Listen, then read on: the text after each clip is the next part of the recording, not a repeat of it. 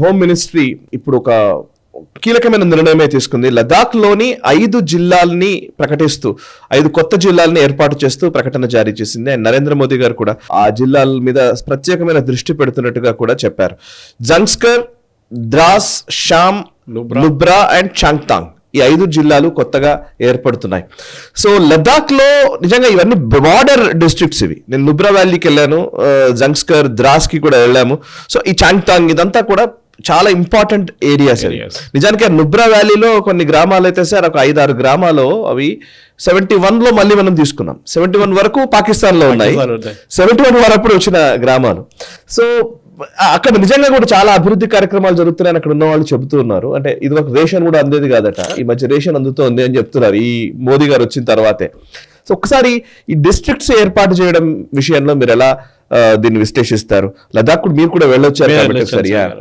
2 నెలల ముందు నేను లదాఖ్ వెళ్ళాను. అప్పుడు మీకు చెప్పాను కదా, అక్కడ డెవలప్మెంట్ ఇప్పుడు 60 కోట్లు వస్తుండే ముందు వాళ్ళకి అమౌంట్. ఒక సంవత్సరానికి 60 కోట్లు ఇస్తుండే.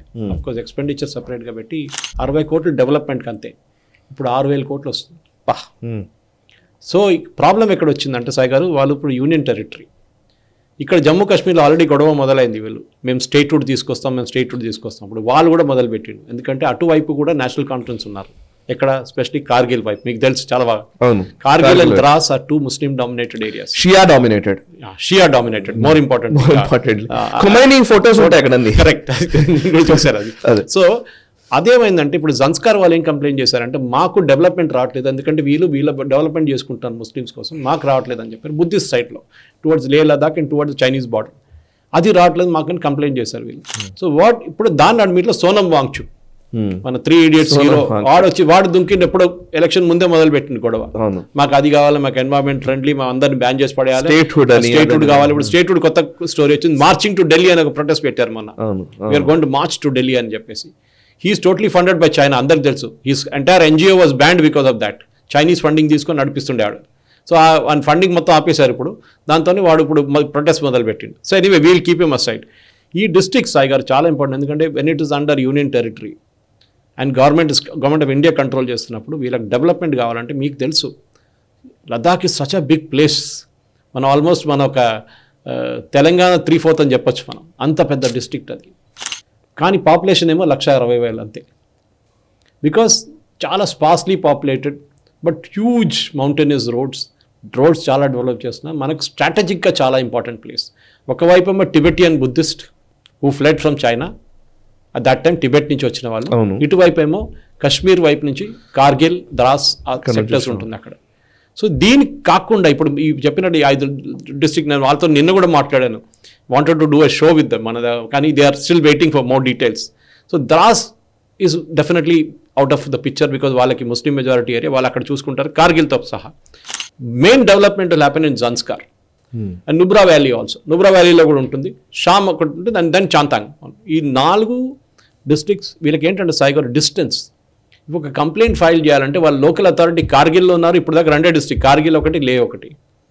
కంప్లైంట్ ఫైల్ చేయాలంటే వాడు 300 కిలోమీటర్లు 200 కిలోమీటర్లు ట్రావెల్ చేసి వెళ్ళాలి. మీకు తెలుసు distance when you're travelling there. Weather చాలా హాస్టైల్ వెదర్, 6 నెలల సంవత్సరాల్లో cut off totally స్నోతో.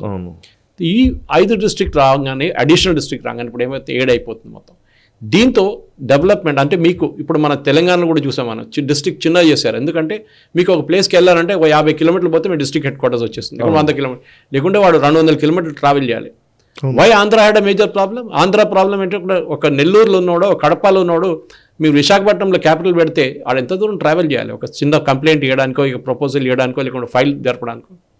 This is a great move. ఎందుకంటే మోదీ గారు కూడా తెలిసిపోయింది ఈ సెపరేటిస్ట్ స్టేట్హుడ్ మూవ్మెంట్ ఆపాలంటే this should have been done అని. ఈ నెగోసియేషన్ చాలా రోజులు నడుస్తుంది సాయి గారు, ఇప్పుడు కొత్తదేం కాదు ఇది.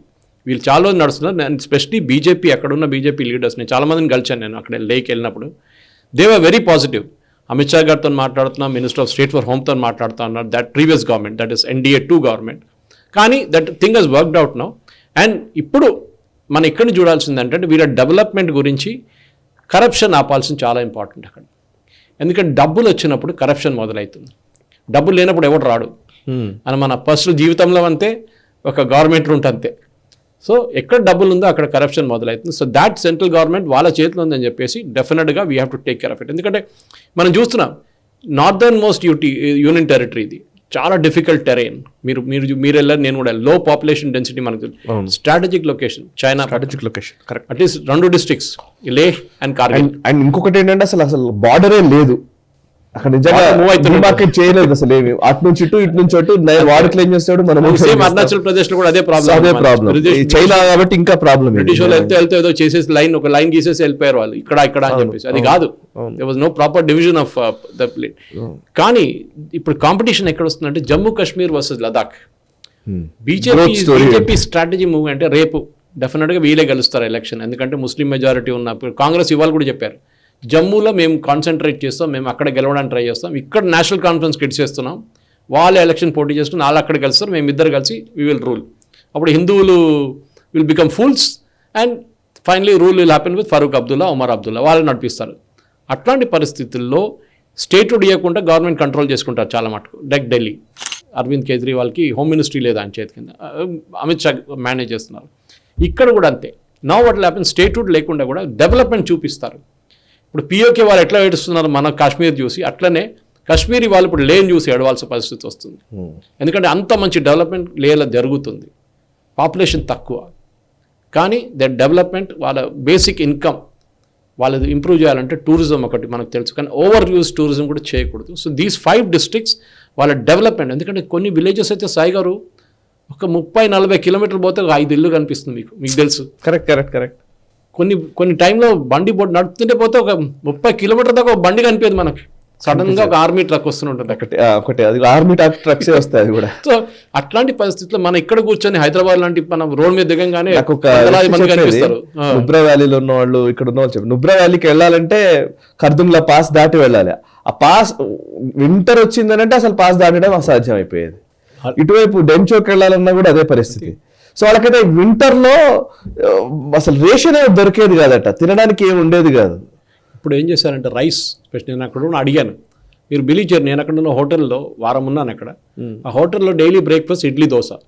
నేను అడిగాను, బాబు మేము అక్కడి నుంచి వచ్చి ఇడ్లీ దోశ తింటాం, ఇక్కడ ఏం తినొచ్చు అంటే, మాకు ఇప్పుడు రైస్ చాలా వస్తుంది సార్, రైస్ చాలా వస్తుంది మాకు, రైస్ రేషన్లో మస్తు వస్తుంది, రైస్ ఏం తెలియదు ఏం చేయాలని చెప్పేసి మేము వాడుకుంటున్నాం రైస్ అని. ప్రీవియస్లీ ఈ రైస్ మనాలి నుంచి రావాల్సి వస్తుంది, చాలా డిఫికల్ట్ ఉండేది. Now they are directly getting it by either by flight or by trucks directly. So ఇప్పుడు కాస్ట్ కూడా తగ్గింది. అండ్ ఈ ప్రధానమంత్రి గారు ఫ్రీగా ఇచ్చే గ్రెయిన్స్లో ఇది కూడా రైస్ ఒక స్టేపుల్ ఫుడ్ అయిపోయింది ఇప్పుడు. కార్గిల్ ఆ ఏరియాస్ మొత్తం కంప్లీట్లీ. కరెక్ట్.